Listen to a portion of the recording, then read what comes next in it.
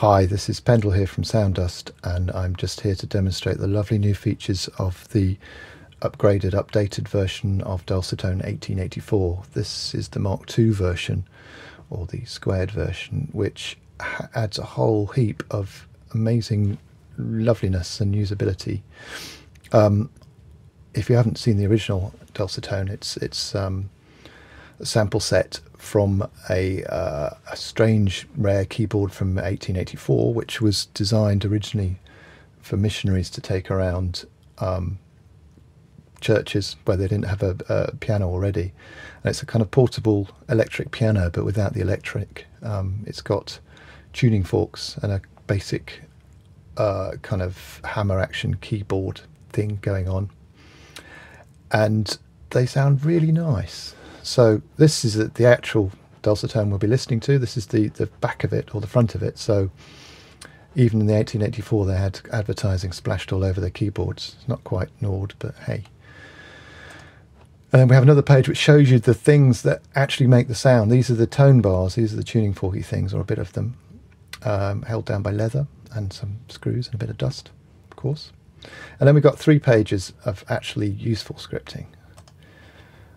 And the main page is this, the instrument page. I'll go through all the pages quickly so you get an idea of what's going on here before. Actually, you should quickly hear what it sounds like.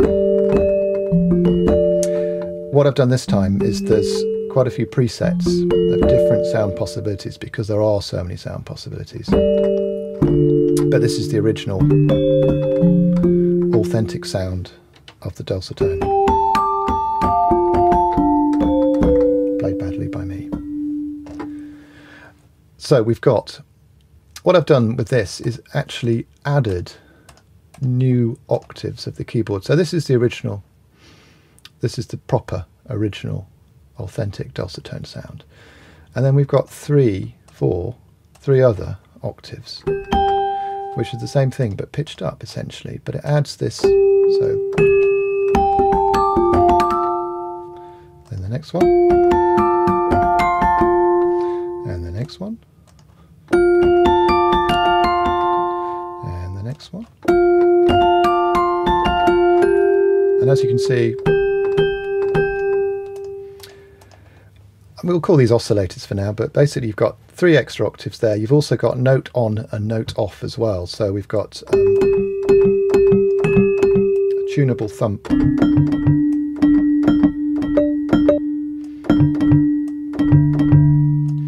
and also a kind of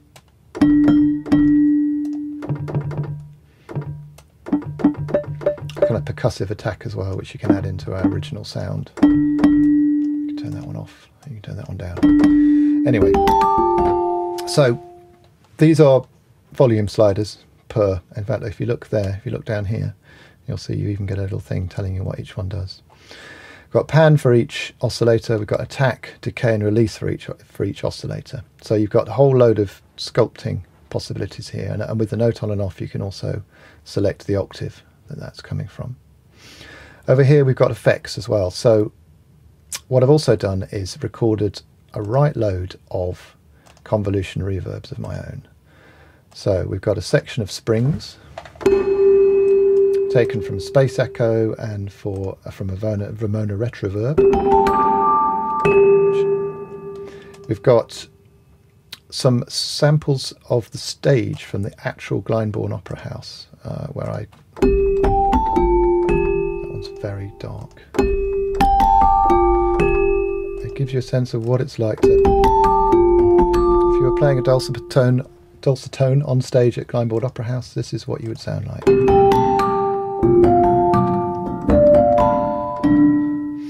There's also various other real spaces, concert halls, and some funky hardware. I hate saying funky. Some interesting hardware. The DP4, which is a kind of nice, quite old now, Ensoniq hardware unit. Some nice things from there. Lexicon PCM70, gnarly 16-bit reverbs, which are rather nice. The B-verb is a kind of, I can't tell you what it is because you would just laugh at me, but it's a hardware reverb, which actually sounds really nice.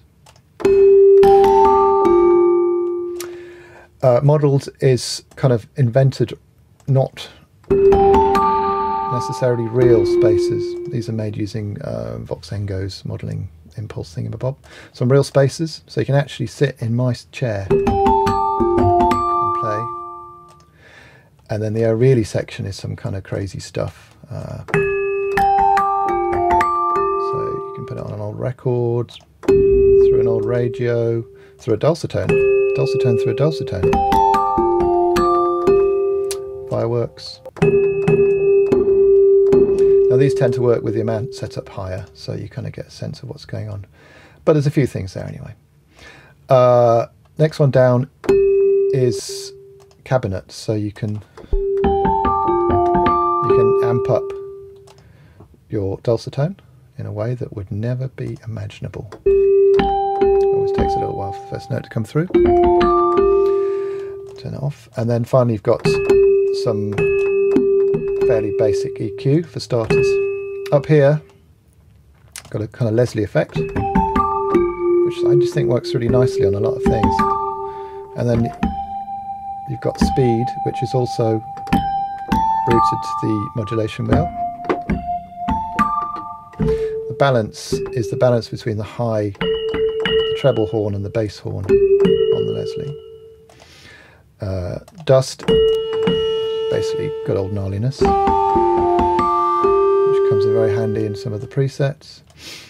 Drink Me is this.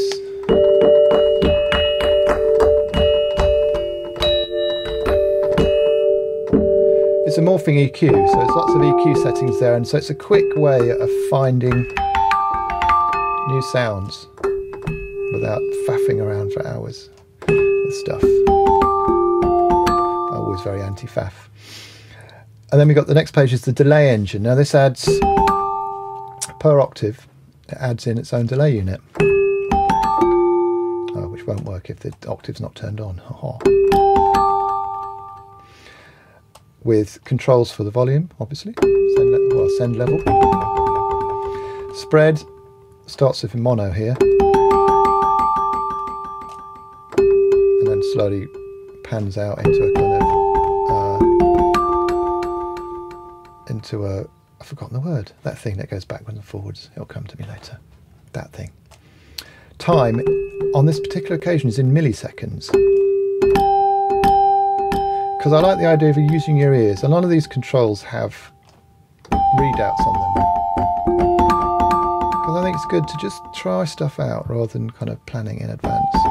There are presets which convert this back into BPM, so if you want it to go along in time with your sequencer, that's not a problem. But this one is in milliseconds. Dampen as the delay's down, takes the top end off, a bit like a tape delay, and repeats as how many there are, obviously. MIDI jitter. Now what this tries to do is add a bit more humanity. So it separates out, it kind of adds tiny timing differences between notes.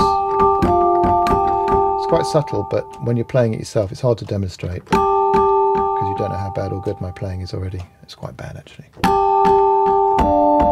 But it will subtly, no, it won't quite give you a strumming effect, but it will spread the notes out a bit and add more humanity, as does the round robin. Now what this cleverly does is it shares notes. So it kind of borrows neighbouring notes, repitches them, and adds them back in again. Now you can't go too far on this one unless you want it to be obvious, because of the way the Dulcitone's recording, the differences in the panning and what have you becomes a bit obvious if you go too far with this. So 7 variations, goes 7 notes either side to borrow the notes, which can sound a bit bonkers. And down here it tells you what note you're playing and what note you're borrowing at any particular time. Levels of randomness are here. I've got really random selected. All this is explained more. This is whether it's on or not, or how it works. You can turn it off completely. And the MIDI CC is actually, you can turn this on and off from a MIDI control as well, which if you set it active there. There is actually a manual which explains all this as well, amazingly enough. Well, I say manual. And this is the serial number of the actual Dulcitone, so it's a very old, very early one, I think. So anyway, what I will do, without further ado, I will try and learn some more keyboard licks. You might hear hear that a lot in the future. A bit of Kraftwerk played on an ancient instrument. What I'll do is I'll go through the presets, and you'll get a sense of what this thing can do, and it can do some lovely stuff. Really, really pleased with what is possible with it. Okay, so, oh, tooltips as well, have you noticed? Did I say those? Anyway, it tells you down here. Look at the bottom, tells you. There you go, tells you what's going on. Right, boozy sugar plum. Bit of nutcracker.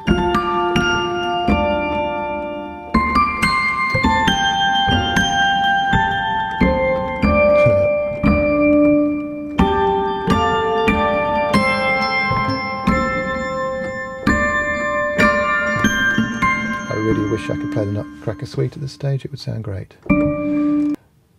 Cat on the keys. Now this pretty much sums up my keyboard technique generally, but it's a kind of really clumsy, scruffy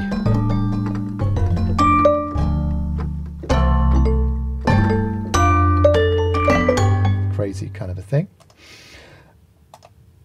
Cross-pollination. Now, who'd have thought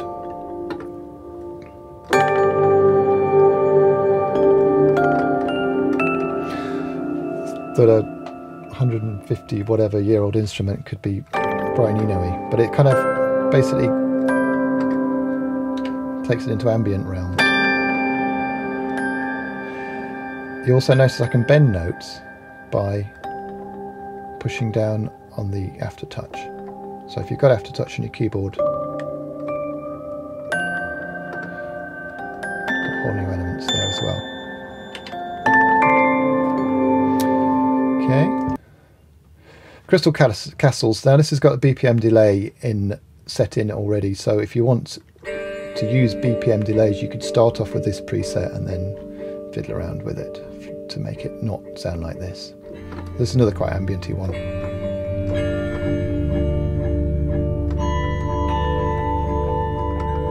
Making a lot of use of the delays.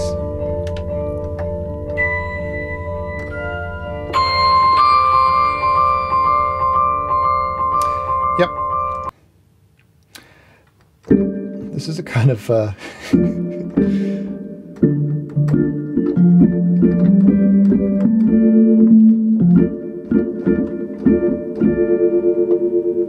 this was my attempt at doing something slightly reggae-ish, hilariously.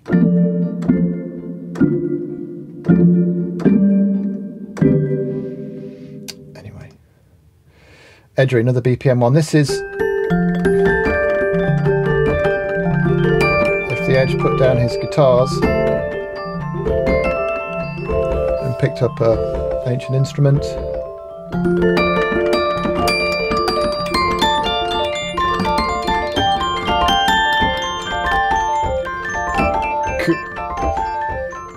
Okay, end of the pier. See, it can sound like a fairground organ now.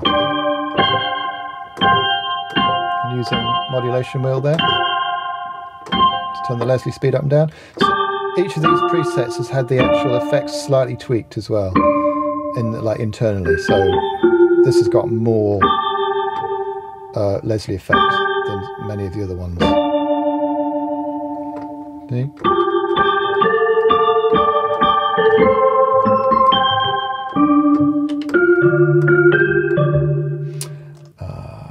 Franz Mesmer.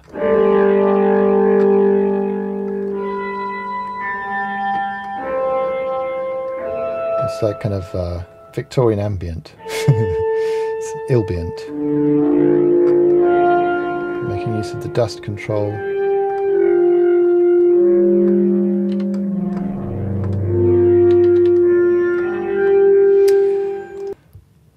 Glass harmonica. Now this, I haven't spelt it wrong. Glass harmonica is this kind of weird, like playing glasses instrument, but it's automatic, and it is pronounced harmonica or spelt harmonica. So it's like rubbing the rim of a wine glass, but it's actually a Dulcitone. Hauntology.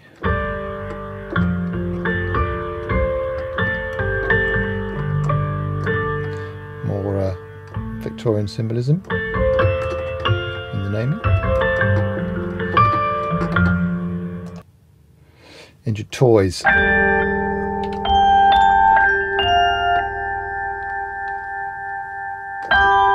Much use of the delays. I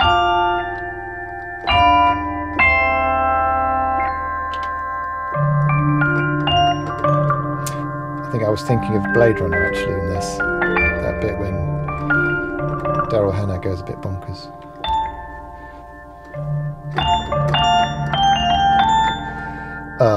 Okay, intimate. Now this is going through the convolution of my room, so this is what it's like to be in my head, playing a Dulcitone badly.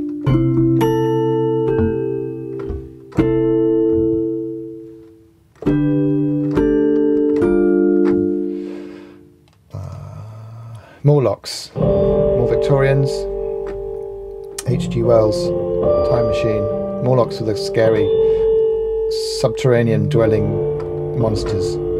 And I reckon if they were doing karaoke, they would have an instrument that sounded like this. And if they had me playing it for them, that would explain their general grumpiness. Anyways, Rain Dogs. I often mention Tom Waits.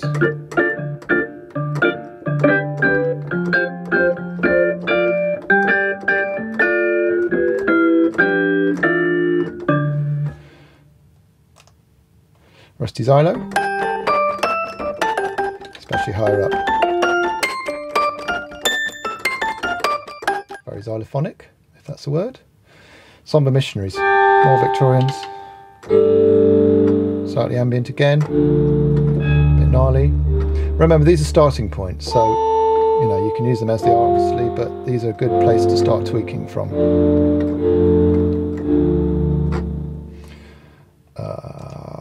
Fog of War. Imagine Winston Churchill in a bunker, smoking a cigar, listening to the radio. This is the BBC. Bit of aftertouch there. Tiny Anvils. More tinkles. Strange tinklosity there. Undersea Ballroom.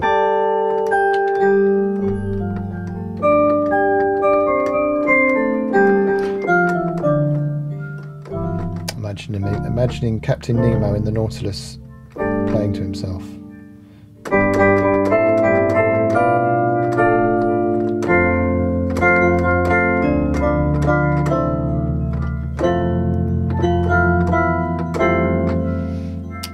Etc. Vanilla, this is another starting point. It's not truly authentic, but it's a very basic place to begin. Victorian sounds, more weird Victorians.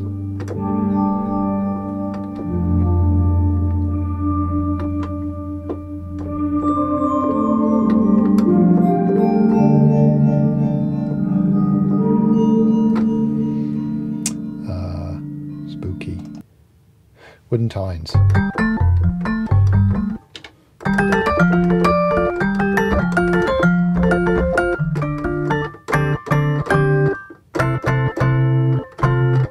Slightly woodier, despite being made of metal.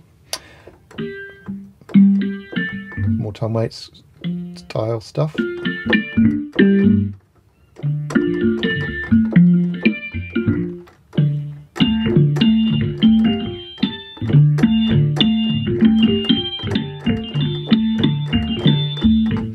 So Tom Waits in a barn on an old radio, maybe. And that brings us back to the very beginning.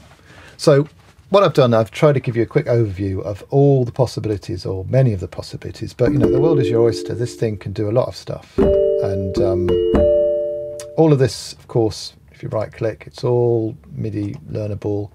You can control click on anything and it will reset to a decent value. tooltips, as I mentioned. I think that's about it. I hope you like it. I hope I haven't rambled on too long. I suspect I might have done. This is available from Sounddust, www.sounddust.co.uk. It's £20 for an immediate download. This will work in Contact 4 and above, and you need the full Contact version, not Contact Player. It'll work in Contact Player, but only as a demo for, I think it's 5 or 10 minutes. So only get this if you've got full Contact, and it will take advantage of all the great stuff that Contact's capable of. And also look out for my other instruments as well. There's some other good stuff there. Thank you very much for watching this far. I hope this has been helpful and informative and interesting. Thanks a lot. Bye bye.